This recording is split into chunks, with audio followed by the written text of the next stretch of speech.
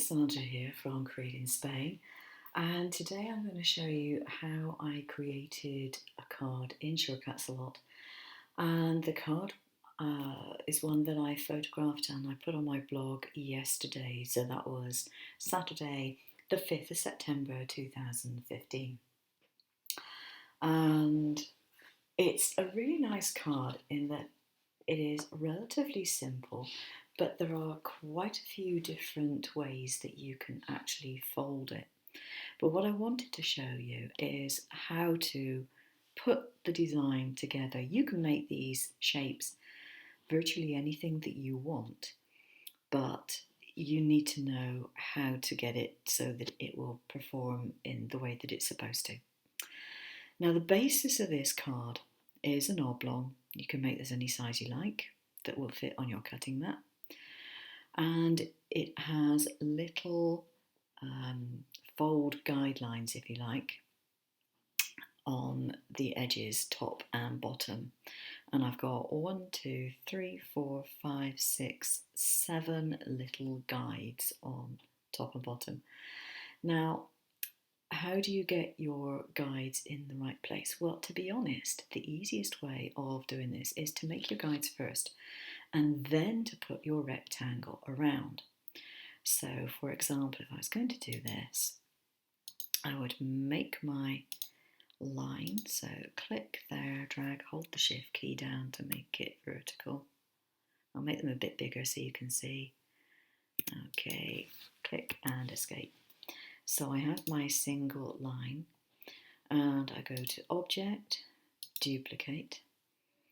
Now maybe I want these 2 centimeters apart, so I put 2 centimeters in the horizontal spacing, 2.00, and I want, 6 of them. There we go. So I've got 6. Now, if I'm going to draw a box around them, I can either make it so that I've got more of these, or I can make the box a little bigger. So obviously, if these are 2 centimeters each, and I group these, there we go, I would have 2 centimeters there, so that's 2, 4, 6, 8, 10, 12, 14 centimeters. So I would then make my rectangle, and I'll just put it down here, and I would make that 14 centimeters wide. 14.0, there we go, it's 14.0. I'm going to take the colour out of that so that we can actually see what it looks like a bit easier. There we go. And then I just select both of those two and I would just centre them up. Now I made those lines longer than I need, but the same principle goes, you just make your lines shorter. And then I've got them all nicely evenly set up. Now the other thing that I do with this is I take these and I either put them into a layer, group them and label it so that I label them to be scored, or I just leave them grouped and I put them into draw lines maybe by using the spanner, and instead of having cut, just go down to draw, because there is a definite risk, if you're not careful, that you'll end up cutting your score lines instead of actually scoring them, and then you'll completely wreck your card, of course. Now I'm just going to get rid of that because we don't need it.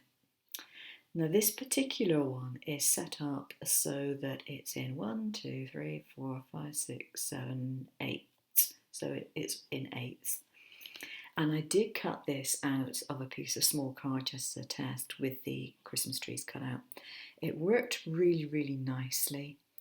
This is a very small version, I hasten to add. You would probably want to do it a bit bigger, but it did work really, really nicely and gave a really nice concertina fold. Now the other thing that you can do, if you so wish, instead of literally concertinaing it so it zigzags like a fan, you can actually connect this side to this side and make it a complete 3D object. You can bolds and you can change the number of objects that you have in it. This one is the one that I did for the blog, and it only had 3 trees cut out. And basically what I did was I valley folded this fold, mountain folded this one. So this is a fold that goes up, that is a fold that goes down. Mountain fold, a valley fold. So this piece sticks out in the front, and then these 2 pieces are slightly behind the front panel. And that works quite nicely. The other thing you can do is do it the other way around, so that you have kind of gates over the front of the card and this is in the back. And you can also make it so that it's a table decoration. So if you completely close it off, you can make it as a table decoration and maybe put a little tea light behind it, or under it I should say, all sorts of things. But the idea is that these little trees are able to be moved, they rotate very slightly within their little holders. Now, how do you do the trees? It's actually really, really simple. These were taken from the library and they came from the shapes and the winter menu. And where's my menu coming up? Come on. Shapes. Okay, let's see if it's going to play ball this time. Yeah, here we go. Winter, and here's the tree. I'm going to make it a bit bigger so you can see it. Now, all you need to do is go to the effects, go to a shadow layer, and choose how much you want your shadow layer. And I think I did mine I think I did it 0.3. I'll leave it at 0.45 simply so you can see it easier, but I think I did mine at 0.3. So then you select it all and you go to path and you go to exclude. There we go. And then you need to make it so that it's not all going to cut out. And the really easy way of doing this is to go to the stencil bridge. Now mine is set to 0.254 centimetres.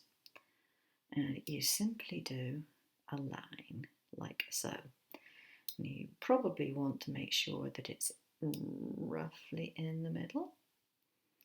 I'm just going to put it just there. Doesn't matter if it's at a slant, because the idea is that these will twist in holes. So you can put another one down there. And then all you do is make sure this is grouped. Now mine is still in one piece, but sometimes I've taken them to bits to do something else with them, so I make sure it's grouped. And I just resize it so that it fits my particular system. Now, what you want to make sure is that it's not too big that it goes over one of the fold lines. You want to leave a little bit of leeway between the fold lines. But other than that, you can choose virtually any shape you like. Now, one tip is if you're using a shape and you want to maybe do a print and cut, or you want to actually face it with something, in my case I put silver card over them, then before you mess around with your shape, before you do anything else, just take a copy of it and paste it so that you have the original shape to cut out in the correct size. And then if you resize it, select both the original and the one that you have split in order to make them the correct size. Just select them both when you resize it. Now in my particular case, in the first case, all I did was this top bit, and I actually chose a picture that I saw on the internet. I thought, oh, that looks nice, and I just printed it a little bit bigger than this. I took this shape here and I made it as big as I could get it on my paper, and I just printed, I made it as wide, put it this way, I made it as wide as I could on my paper, and I just printed off a section and I put it at the bottom of the sheet and I just sent it to print. And then I turned the paper over, I put it back in the printer and sent it to print again. I could probably set it to print on both sides automatically, but I forgot about that, so I didn't.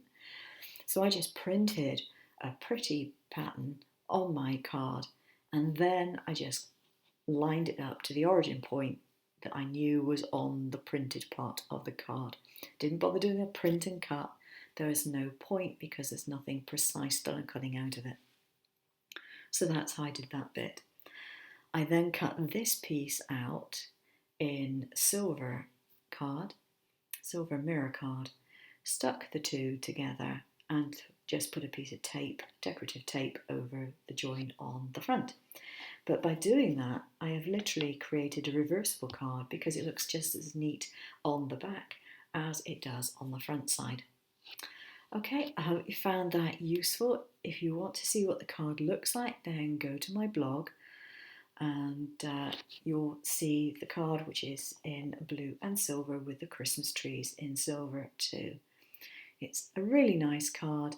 And as I said, you can choose lots of different shapes. You could have snowmen, you could have stars, you could have any Christmassy themed thing you want for Christmas. Or indeed, you could use it for birthdays and anniversaries. You could put numbers in the holes. You can do all sorts of things. And it's just a really easy way of doing it. Oh, I forgot to mention, I created this tab, which I didn't use in the end. And the idea was I was just going to put it on there so that I would have a little extra bit to fold over if I was going to complete the circuit and just make it a one-piece decoration. As it happens, I didn't bother using it, but that's what that was for. Okay, hope you found that useful. Thanks very much for watching. Bye-bye.